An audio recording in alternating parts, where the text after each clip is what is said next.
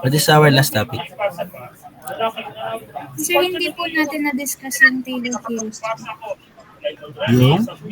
Yung Taylor series po. Kami po yung hindi nyo po na klase. Pero ano yung last topic?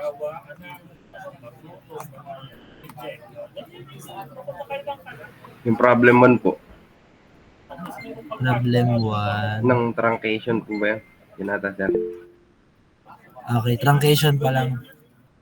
Sige, okay lang. Aha.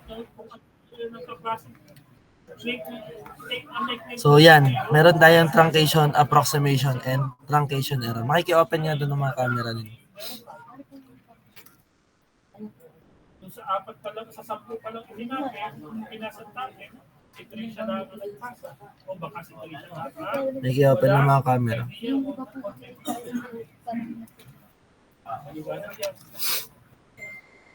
nakikita ko rin doon sa inyong pagpasa. Yung nasa biyahe. Iingat, Totoy. Paano mag-without thinking na rin. Andun yung pag-asa sa person. Ayan yung motivation. Meron ka naman. Salamat po.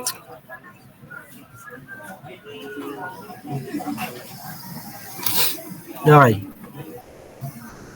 Sige.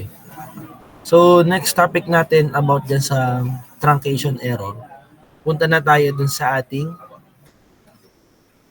absolute errors. Ano?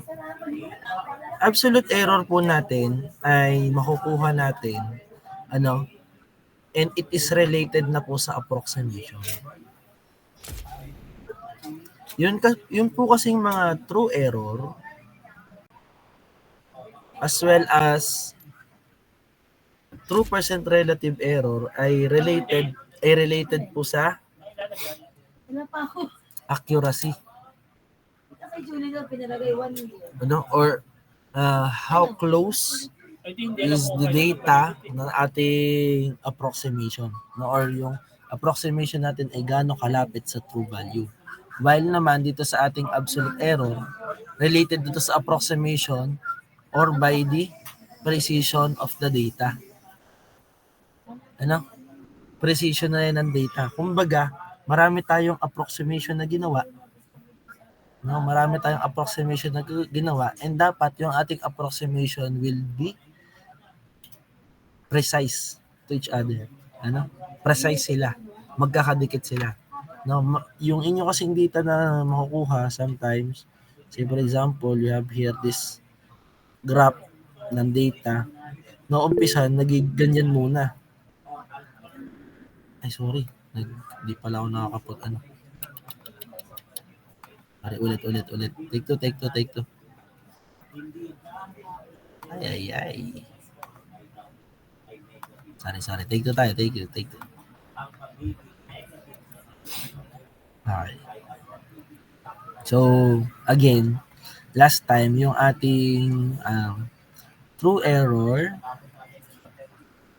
as well as yung epsilon t or the true percent relative error ay related sa accuracy ng ating data.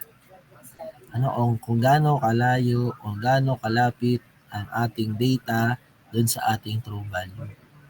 Meron naman ngayon, we're going to talk about the absolute error naman.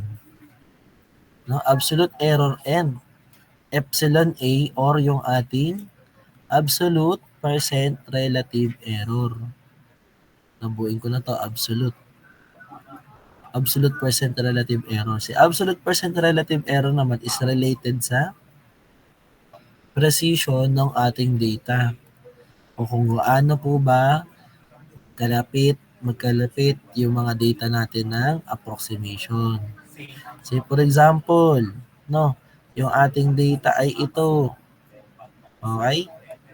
So, meron tayo ditong first approximation, second approximation, third approximation, fourth approximation. Para masabi natin na yan ay precise to each other, dapat ay magkalapit na yan. Ano? Hanggang sa mag-form na siya ng linear, no? Or kung ano mang curve. Ano? So from this gap from each other, no? Naging close enough na sila. Naintindihan? So dapat ganun yung ating data. Ganyan magkakalapit. So ngayon, no? Ano naman yung formula natin ng absolute error? Sa absolute error natin or E sub A, that will be current approximation minus the previous approximation. Okay? Kasi dati na yung true error natin, true value minus approximation. Ngayon naman, ang ating absolute error ay current approximation minus the previous approximation. Ano? So, paano yan? Current approximation minus the previous approximation. So, meron po tayo dito na epsilon A pa, which is the absolute percent relative error. So, dito naman, meron naman tayo dito na E sub A all over current approximation times 100 para maging percent. Okay? Yan naman po yung ating epsilon A at EA. Ano? So, current approximation minus previous approximation. No? Meron pa tayong idadagdag dito. Idadagdag natin ay si epsilon S, which is itinatawag natin na pre-specified percent tolerance. Okay? Si pre-specified percent tolerance naman natin, yun naman si epsilon S. And the formula for epsilon S ay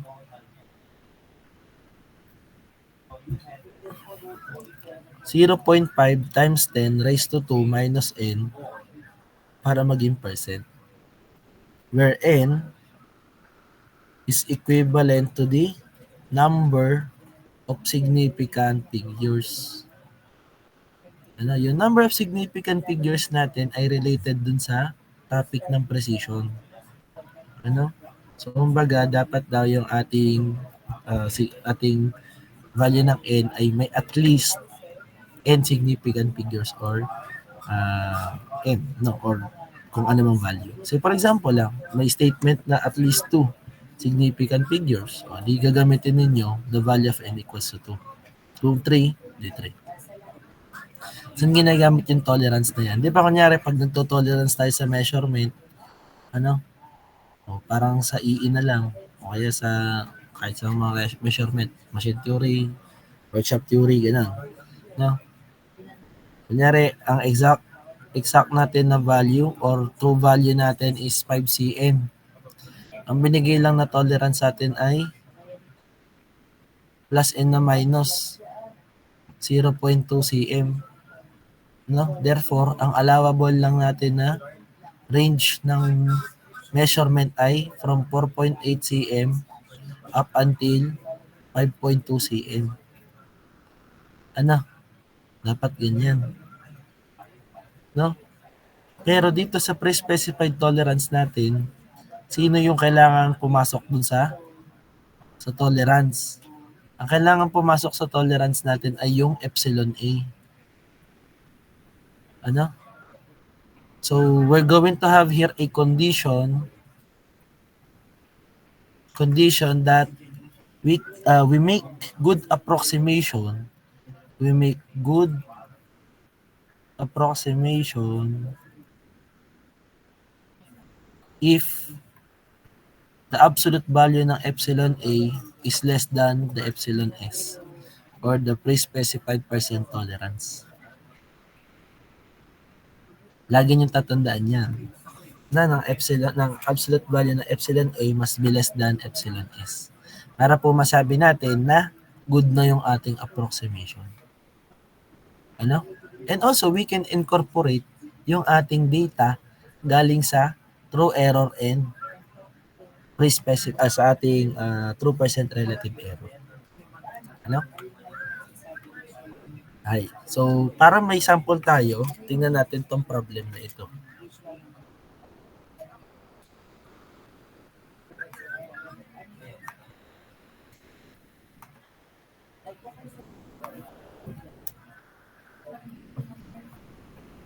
Lang ah.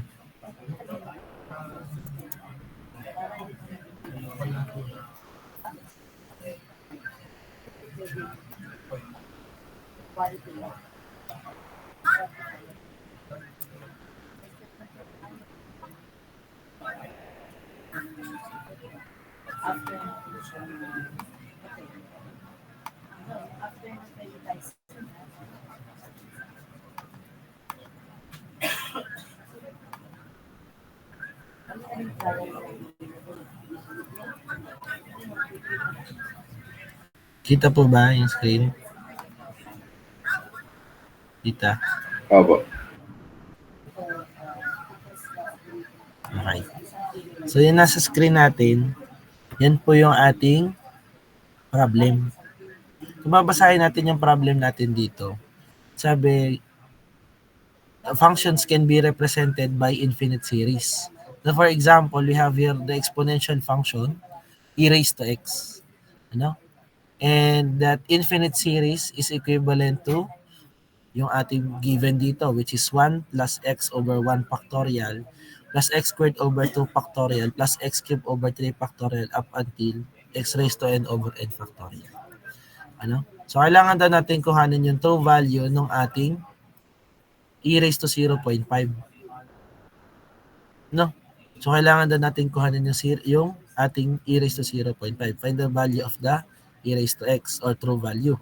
So, una ninyong hahanapin yan, the true value of e raised to 0.5. Ano sunod ninyong hahanapin? Ano? Sunod ninyong hanapin is, sabi dito, add terms until the absolute value of the approximate error epsilon A falls below a pre-specified error criterion epsilon S conforming to 3 significant figures. Ito na yung 3 significant figures o yung value ng n natin. Ano? So, kailangan natin kuhanin daw yung absolute value, again, the statement, absolute value of the approximate error or absolute value na epsilon A falls below or less than the epsilon S. No? Kailangan daw natin mag-add ng terms. So, yung pag-add natin ng terms dito is related dun sa ating truncation. Again, sa truncation, yung ating terms. Ano? So, you're going to start daw, no, sabi dito sa statement, you're going to starting with the simplest version of e raised to x equals to 1. Sino po ba yung e raised to x equals to 1? E raised to x equals to 1 where 1 ay yung first term ng ating series. Okay, first term ng series yan. So what we're going to do is to add terms up until your epsilon A will satisfy this condition. Ano? So maganda, kunin muna natin si epsilon S. Okay, again, our epsilon S is equivalent sa 0.5 times 10 raised to the 2 minus n %. Ano? And after getting that, saka na kayo mag-approximation. Ano? Again, we are using estimation na. No? So, we are doing here the iteration. Ano? So, bigyan ko kayo ng sample.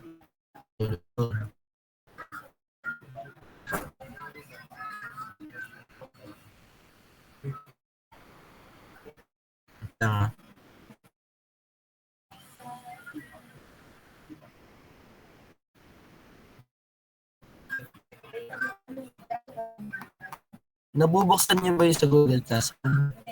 Nandun na din naman po yun. Nandun sa PowerPoint ng accuracy o yung numeric methods. Slide number 22. Nagbukas na lang para may guide kayo. Okay?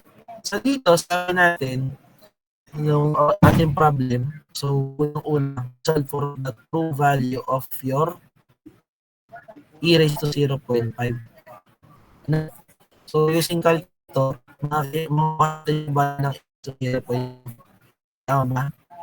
Value ng e raised to 0.5 natin. Type nga ng sagot.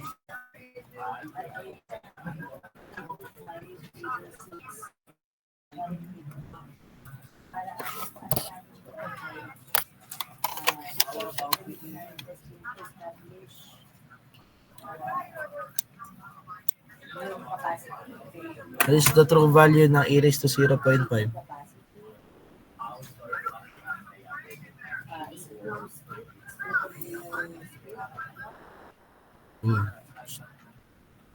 Diyan pa ba kayo? Yan. 1.6487. Diba? Estimate yung ano na yan, yung 4 decimal. Ano? O after nyan, kunin ninyo si epsilon s. Sabi natin doon sa problem, no, kung kita niyo yung problem sa inyo, at least, or sabi conforming to 3 significant figures. Ano? Yung epsilon es natin or epsilon s ay 0.5 times 10 raised to 2 minus n, where n equals to 3. Therefore, ang ating epsilon s is equivalent to 0.5 times 10 raised to 2 minus 3%. So, epsilon s is equivalent to what value, engineers? Type? Yan, 0.05%. So, ito yung percent tolerance na gagamitin natin. Again, we need to satisfy this condition that your absolute value of epsilon a must be less than epsilon s. Ano? So, saan tayo magsisimula? Magsisimula tayo sa approximation or magsisimula tayo sa ating first iteration or using the first term ng ating series. Using the first term ng ating series, we can say that the approximation there is e raised to 0.5 ay may approximated value na 1. Nakikita niyo po ba yung series? Ha? Nakita niyo yung series sa inyo? Nabuksan ninyo yung PowerPoint? Opo. So, di ba ang first term doon sa series ay yung 1? No? Yun yung sinasabi sa statement na you're going to start when e raised to 0.5 equals to 1. Ano? Next natin, e raised to 0.5 and may estimated value na 1. Ang sunod natin kukuhanin ay true error. Our true error ay yung e raised to 0.5 minus the approximation. Tama ba? Tanda pa ba? True value minus the approximation. So we have here e raised to 0.5 minus 1. That will be our true error.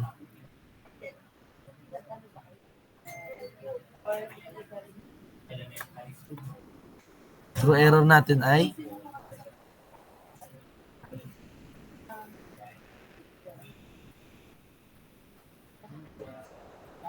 0.6487. Tama ba? Okay. So, meron na tayong A sub t. Sunod, kunin naman natin si epsilon t.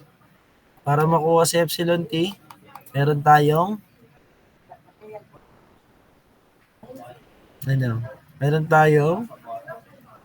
true error over true value times 100 para maging percent. So, we have here e raised to 0.5 minus 1. Again ha, hindi yung approximated value ang ilalagay nyo dito, yung exact value pa din ha. So what is our 2% relative error?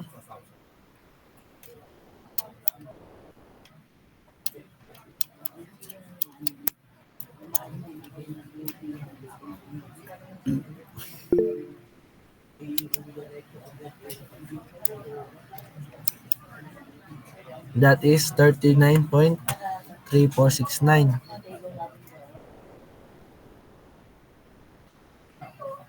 Again, kailangan naman natin ngayong kuhanin yung ating EA. Since we're going to deal with the absolute error. So how to find EA? So we have current approximation minus the previous approximation. Ang ating current approximation ay itong value na ito. Kaya meron tayong approximation dito. So our epsilon, ang ating EA, ang EA natin is 1 minus the previous approximation which is wala. Diba? Wala naman tayong previous approximation. Tama? Which is 0. Therefore, our E sub A or the absolute error is 1.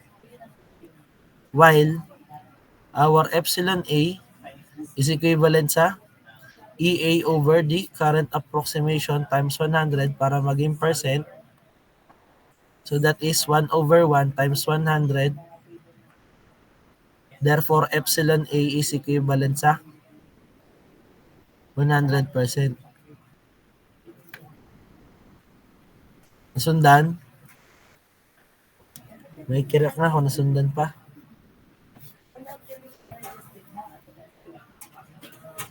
Okay na. Again, we need to satisfy the condition. Ano yung condition natin? Our condition is dapat daw yung ating epsilon A, o absolute value ng epsilon A is less than epsilon S. But as you can see, it is still 100%. So malabo yan. Ano? Tama ba? So, ano ang ating magiging conclusion? Magbigay tayo ng conclusion dito. Since our absolute value ng epsilon A, which is equivalent sa 100%, is still greater than 0.05%, we are going to continue our calculation or ilagay nyo na lang, continue. Nasundan?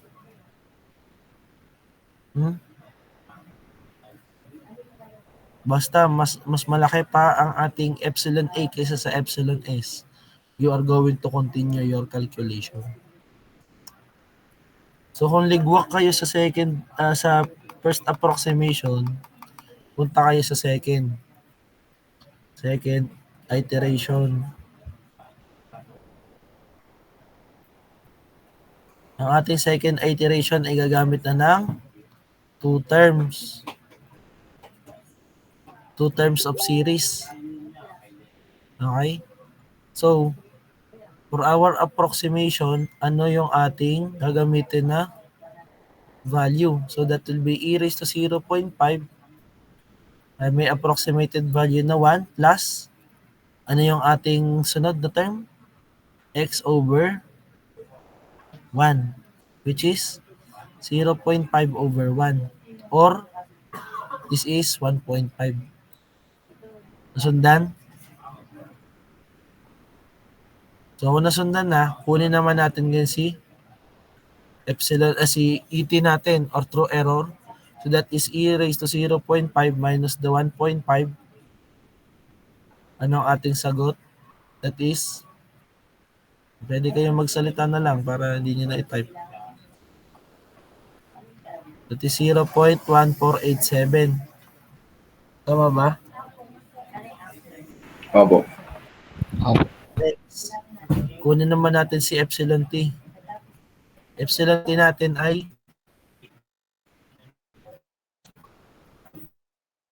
epsilon t natin. That is true error over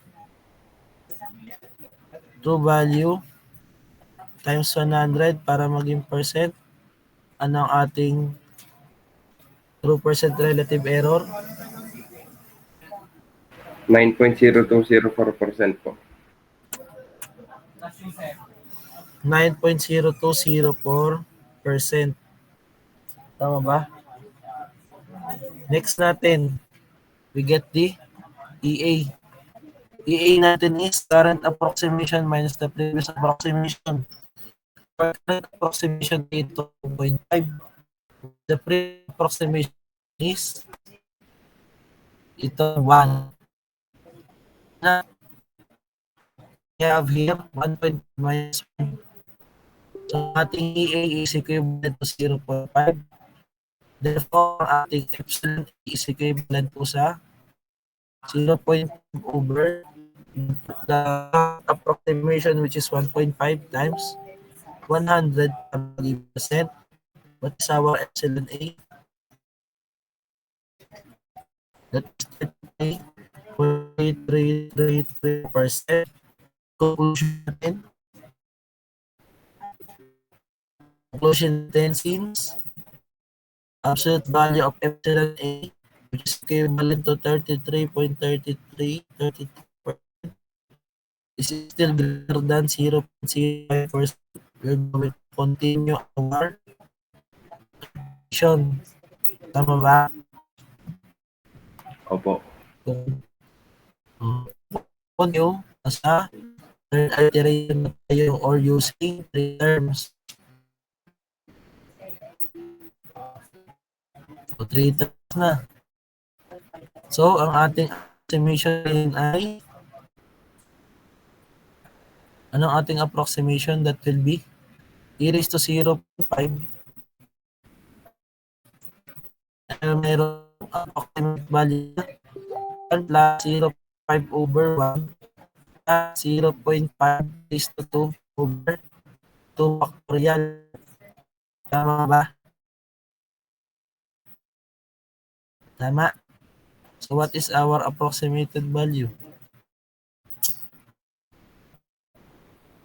Factorial ba? 1.625 po.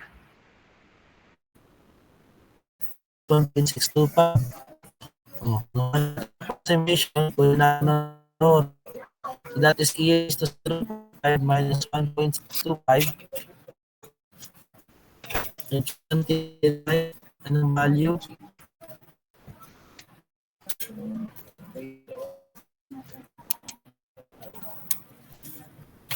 $0.0237, tama ba?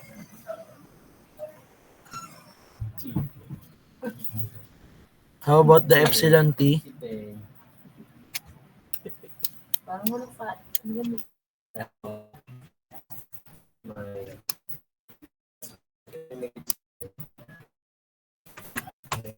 May sagot? Ano ang ating percent?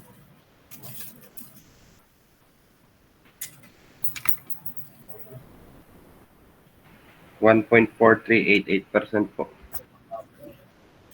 1.4388% for the true error. Sunod natin, true percent relative error. Next natin is EA, which is current approximation na 1.625 minus the previous approximation na 1.5. So we're going to have here 1.625 minus 1.5, that is 0.125. Tama. How about our epsilon A?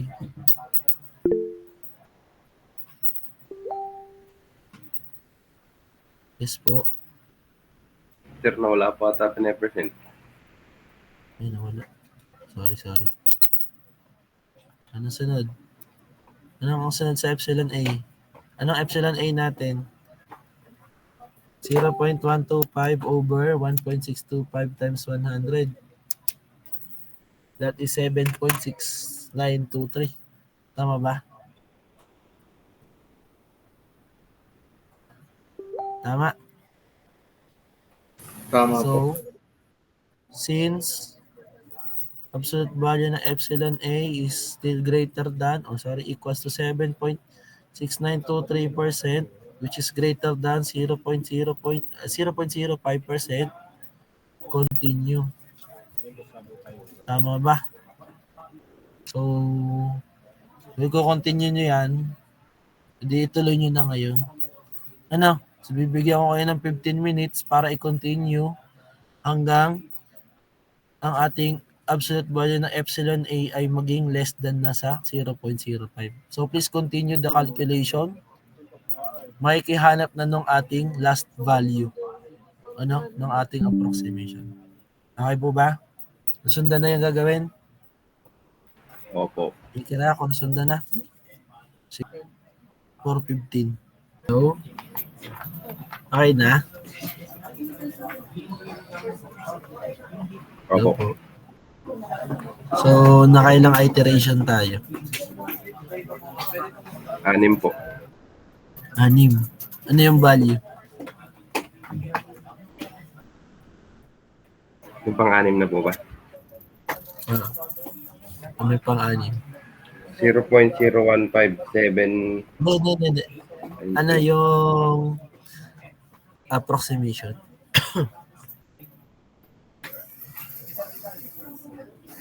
Ano yung approximated value?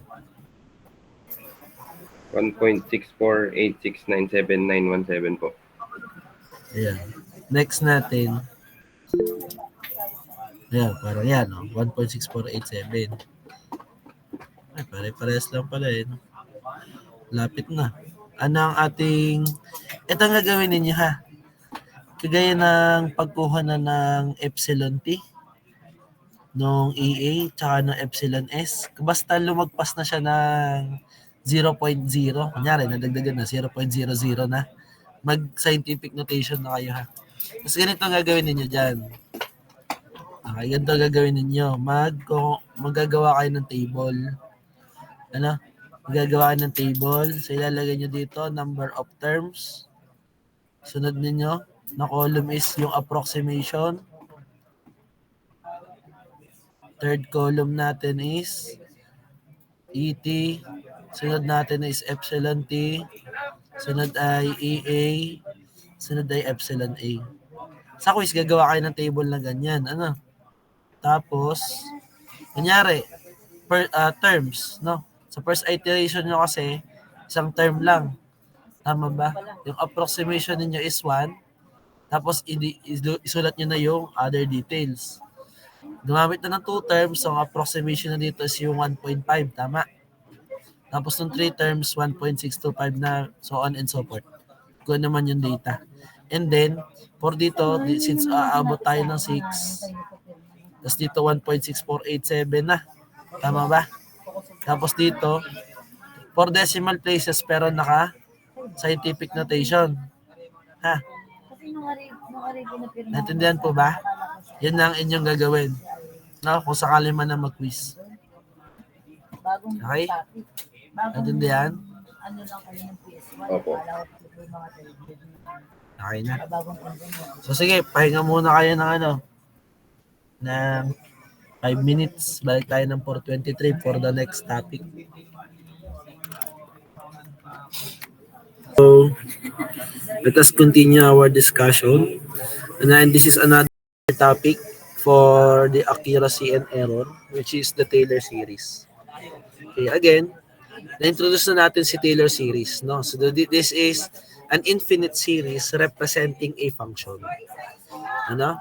And Taylor series is a function, no, or a representation ng isang function na pwede natin gamitin for approximation. And last time, nagamit na natin siya by truncation. Ano? Pero right now, we are going to discover, no, on how we are going to get the exact Taylor series. Ano? So, Ano na meron dyan? nandiyan pa ba kayo? Sa palengke, isa-isa lang po. Yan, parang nawala kayo. Nawala yung picture ninyo. Ay, ang inyong... Nawala ata ang inyong camera. Ayun. So, again, this is a representation ng isang function. Ano? And it is denoted by a sigma notation, meaning, sigma notation ay summation. Tama ba? Summation siya. So, we have here a summation of our n. Ano? So, this is n derivative of f of a multiplied by x minus a raised to n all over the n factorial, where n starts at 0 and up until infinity. Ano? So, this is an infinite series. No? So, it will take up n values, no, or infinite values for the n. Ano? And take note that yung atin ditong nth derivative of f of a, no? So, sino po ba yung a na yan? Ano? So, your x will be having values, no, from the range of the radius of convergence. Ano? So, this is what we call the possible values for x, or the radius of convergence. Ano? And we call A as the center. The center of the radius of convergence. Ano? So actually, this A here ay meron pa yung value papunta dito na negative x na. And the value na ating radius of convergence will be the x minus A. No? So this x minus A ay itong ating, ayan, yung ating nilalagay dito na x minus A. Ano? So in order for us to get a Taylor series for this for some of the equations, ay kailangan muna nating i-identify yung value ng A natin. Sometimes when A is equivalent to 0, no, it is considered as the Maclaurin series na. If A equals to 0. No, pero if A is not equal to 0, therefore this is Taylor series. Okay, Taylor series to siya. Ano? And ito lang naman isa-substitute natin dito sa A values na dito. Ano? So, una, dapat alam natin dapat yung mga basic Maclaurin expansion. So, kagaya nito, i-share ko lang sa inyo. Nasa PowerPoint presentation na din naman siya. No?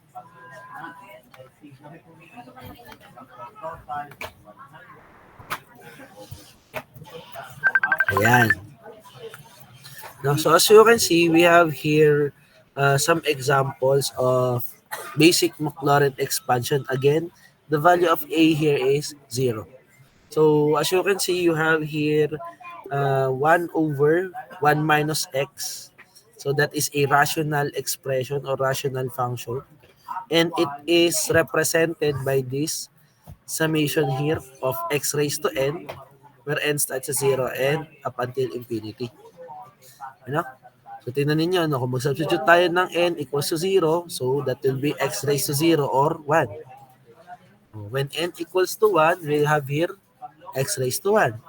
No? When n equals to 2, x raised to 2, and so on and so forth. Ganun din dun sa iba. No? You have e raised to x, you have 1 plus 1 plus x over 1 factorial plus x squared over 2 factorial, or we can simply generalize that as a sigma notation ng x raised to n over n factorial, where n starts at 0 and up until infinity. Pero may gusto kong ipapansin sa inyo, kagaya nito, kay sin x. For the pattern of sin x, we have here an alternating signs, no, or alternating symbol for each term. Ano? So for each term dito, meron tayong positive, negative, positive, negative, positive, negative. Ano? So by that, if we try to generalize that, we must add this negative 1 raised to n. Ano? Again, yung negative 1 raised to n ay kailangan nating ikabit dito sa ating general formula. Ano? Kasi kailangan daw natin ng alternating signs. Ano? So kagaya lang din ito ng cosine of x. Meron din siyang negative 1 raised to n dahil merong alternating na signs. Ano? And ito din, sa ln ng 1 plus x, so we have here negative 1 raised to n. Ano? So tatandaan ha, kung ang inyong maging pattern ay magkaroon ng alternating symbol, so you need to include negative 1 raised to n. Okay? So, let us have some example. So, kung itatry natin na i-expand yan, ganito ang mangyayari dyan. Ano? So, ito. Yan. Pag in-expand natin, since when n equals to 0, so that is zero derivative, no? Zero derivative ng f of a multiplied by x minus a raised to n, which is x minus a raised to 0, kaya naging 1 lang. Ano? And take note, 0 factorial po is 1. Hindi po 0 ha. Natandaan, 0 factorial is 1, not 0. No? So if we try to solve for the Taylor series or the Maclaurin series nito, f of x equals to e raised to 5x, try natin i-solve. No? So, punta na tayo dito sa ating notebook. Wait lang.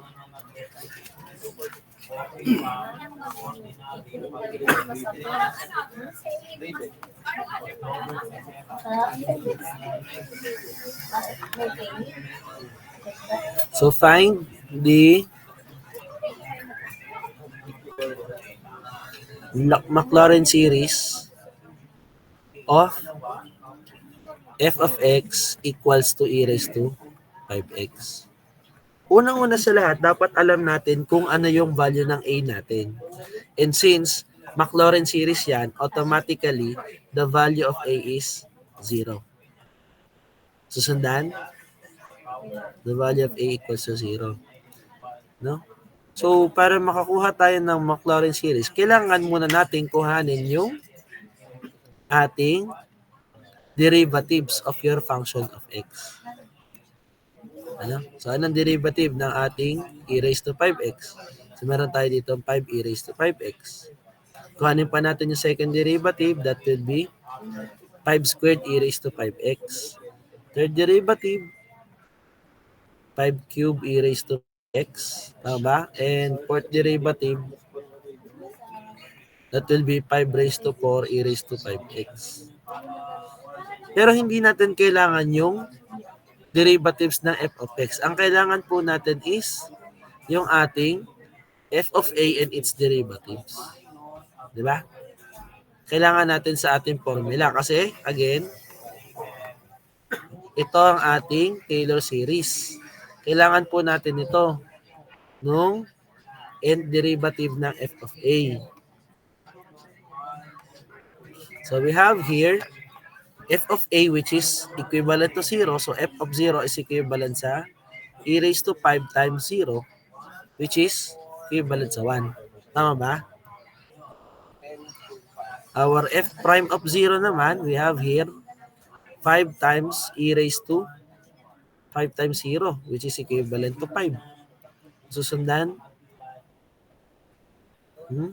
ang ating second derivative ng f of 0, so that is 5 squared. Third derivative ng f of 0 is 5 cubed. Tama. Ang ating fourth derivative ng 0 is 5 to the fourth. No? Nasusundan na. Okay. So, paano tayo gagawa ng ating Taylor series? Ano? So, kagaya niyan, para makabuo ng Taylor series, unahin natin yung basis natin for the Taylor series, which is the summation po ng nth derivative ng a, x minus a raised to n all over n factorial where n starts at 0. Okay? So, we have here e raised to 5x. It is equivalent sa when n equals to 0, that is equivalent to this one. Tama ba? F of 0. No? Kasi, 0 derivative ng f of 0, which is f of 0. That is 1 times x minus 0, which is x raised to 0 all over 0 factorial. Ano? So, kung atin siyang simplify, that is 1. Tama ba? Sunod natin. When n equals to 1, that is first derivative of f of 0 times x raised to 1 over 1 factorial. Since may value na tayo ng ating f prime of 0, which is 5, substitute na natin.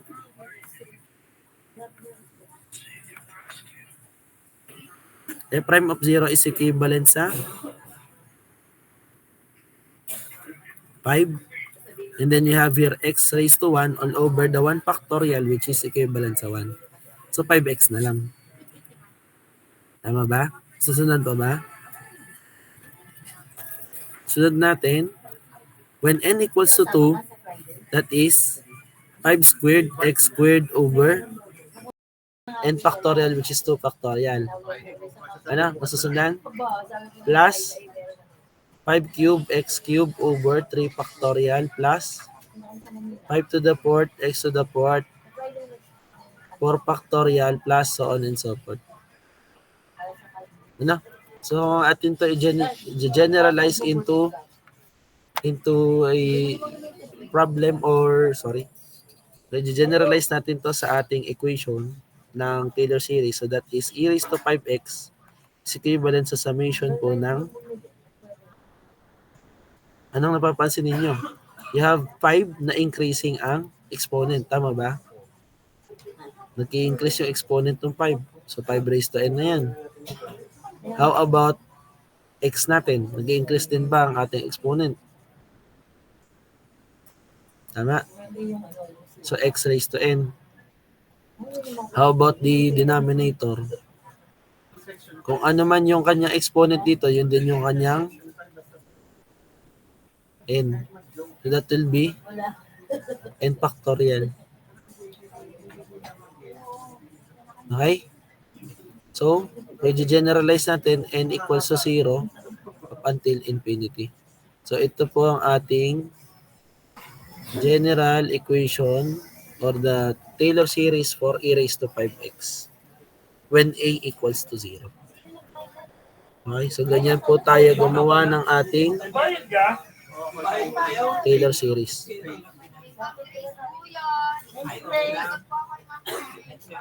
Okay na. Bayaran pala. Kala ko yun. Isa pa. Ha? Libre ni Grace? Salamat, be. May? Pwede mag-submit kahit puno ng Okay. call. 40. 23 ang atin. Wala kang pasok. Huli ang... Isang araw na baby ulo ng banana. 33 pala ba yun? Ano? Pero pag dalawa daw, 20 lang. Okay. So ito, another problem. 33. Find the Taylor series of f of x equals to ln of x centered at a equals to 2. Dito, only kayo ng derivatives. No? Only derivatives kayo as long as mahanap niyo yung pattern. Ano? So, ganito, f of x equals to ln of x. So, since ang ating value ng a equals to 2, Bakasyon na. kunin natin yung mga derivatives ng f of x. So, first derivative po ng ln of x is 1 over x or x raised to the negative 1. Tama? Yung ating second derivative ng f of x is equivalent sa negative 1 raised to x raised to the negative 2. Tama ba? Ngayon, oo. Ayun nga, nakalagay. Sundan? Hindi, ang nakalagay. How about the third derivative? Ay, Wala. pwede ka lang pumasok. Okay. Third derivative po ay Okay. Ibig sabihin, for most negative 1 times negative 2 x raised to the negative 3. Papasukin sila. Fourth derivative. Fourth derivative ng x, we have negative 1 times negative 2 times negative 3. X raised to the negative 4. Nakikita nyo na ba yung pattern? Hindi pa. O isa pa, last na. Fifth derivative ng f of x equals to negative 1 times negative 2 times negative 3 times negative 4 x raised to the negative 5. Okay? So as you can see, ito, yung magiging sagot dito is positive po yung term. Tama? Yung next natin ay negative 1. So negative yung ating sign dito. Yung sa ating third derivative, positive ang sign. Sa fourth derivative, negative ang sign. Fifth derivative, merong sa ating fifth derivative ay plus. So, kailangan ninyong maglagay mamaya ng negative 1 raised to n. Na, mamaya. Kasi alternating. Pero hindi yan yung kailangan natin. Ang kailangan kasi natin is yung FA and its derivatives. So, to solve for our FA, anong ating FA? FA natin is f of 2. So, f of 2 natin, we have ln of x. So, we have ln of 2. Next, we have here f prime of 2. F prime of 2 is 1/2. Tama ba? F double prime of 2 is the negative 1 times 1 over 2 squared. Susunod ba? F triple prime of 2 is equivalent to negative 1 times negative 2, positive 2 na, times 1 over 2 cubed. Tama. Sundan. Sunod natin. Fourth derivative ng f of 2, that is 1, negative 1 times negative 2 times negative 3, negative 6. Tama ba? Tapos ito, 1 over 2 raised to 4. Ano? F to the fifth ng fifth derivative ng f of 2, that is positive 24 times 1 over 2 raised to 5. Nakita nyo na yung pattern? Hindi pa din. So, kailangan ay soluhin niyo to. Ano? So, magiging pattern nyo dyan is for your ln of x centered at 2. So, our first term is anong ating first term? That is ln of 2. Tama ba? Ano idudugtong natin? ln of 2 times x minus 2 raised to 0 all over 0 factorial. Ano magiging sagot natin dito? Ito ay equivalent sa 1. Ito ay equivalent sa 1. So, this is just ln of 2 na lang.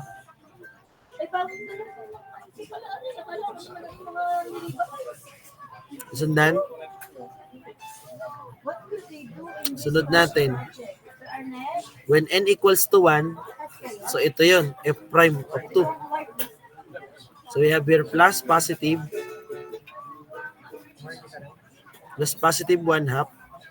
And then you have x minus a, which is x minus 2 raised to 1 all over 1 factorial. Simplifying, that is, sige, mamaya natin simplify. Ito, negative 1 over 2 squared. Tapos ito, x minus 2 raised to 2 all over 2 factorial. We have here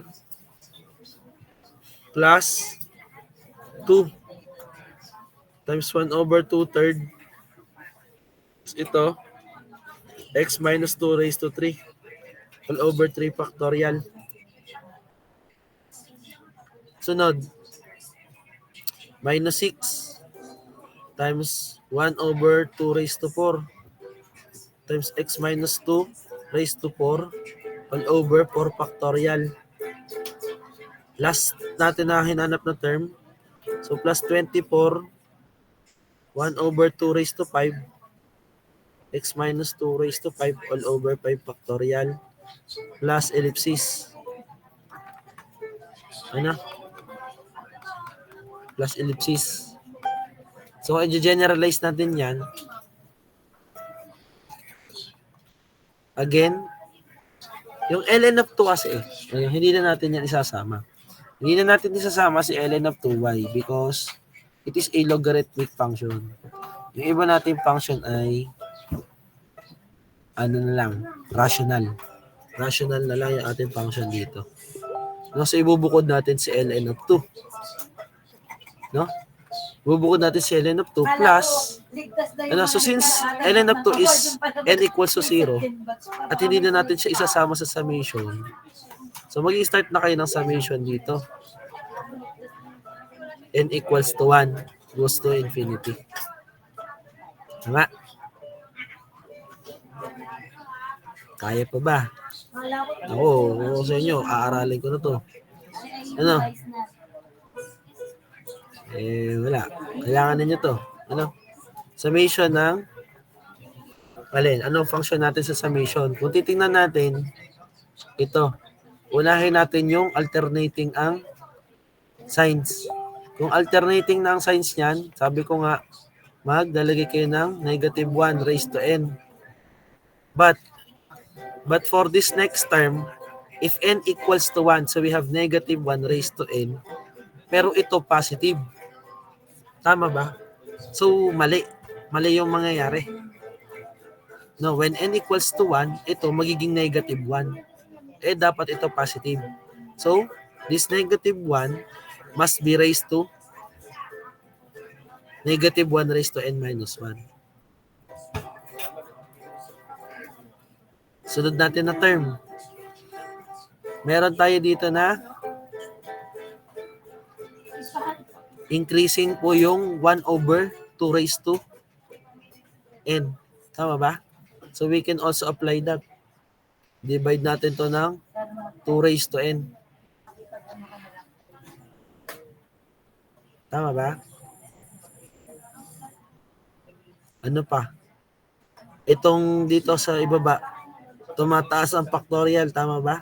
1 factorial, 2 factorial, 3 factorial, 4 factorial, 5 factorial. So, we can also have here n factorial. Tama? Susundan? Siya. Sunod. Sunod, we have here ito. Yung x minus 2. So, we also have here x minus 2 raised to n. Tama ba? Ito, naka-raise sa 1, naka-raise sa 2, naka-raise sa 3, naka-raise sa 4, naka-raise sa 5. And then last, meron pa tayong mga coefficients. Kagaya nito. Yung 2, yung 6, yung 6, yung 24. Actually, that is related sa factorial. Diba? Para kayo nag-factorial dito. 1 times 2 times 3 times 4. 4 factorial yan. Tama ba? Inalis ko na lang yung negative sign. So, we also have here this. N factorial po ba? Hindi. Ano? Kasi dito, magiging, kagaya nito, no? Ito, naka times 1 na lang. Ito, naka 1 times 2. Ito, naka 1 times 2 times 3. But our value of n here is 4. Ito, hanggang 3 lang. So, we can say that this is naka-multiplied pa sa n minus 1 factorial.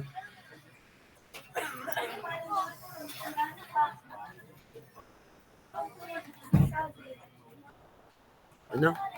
Yan na yung ating general equation. But we can still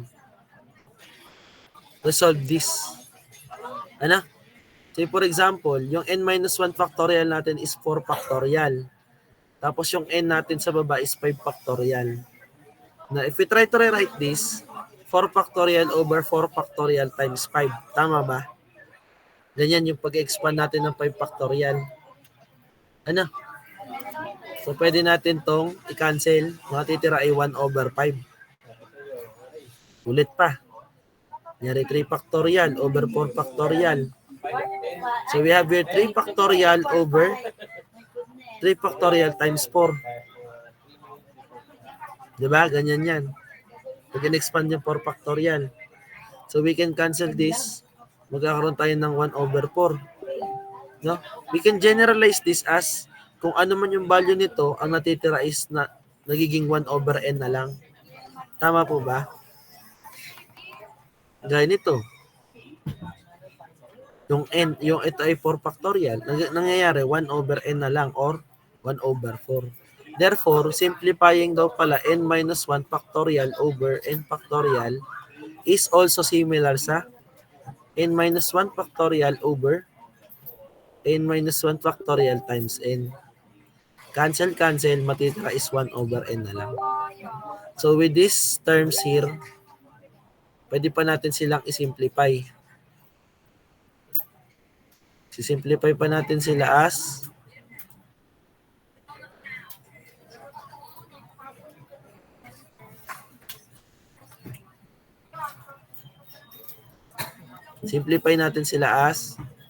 ito. Ay nako.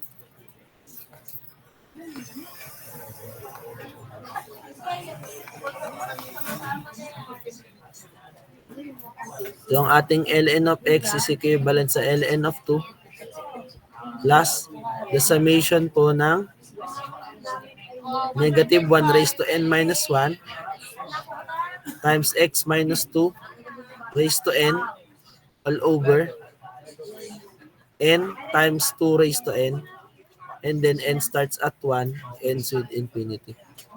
So yan na yung ating pinaka-final answer.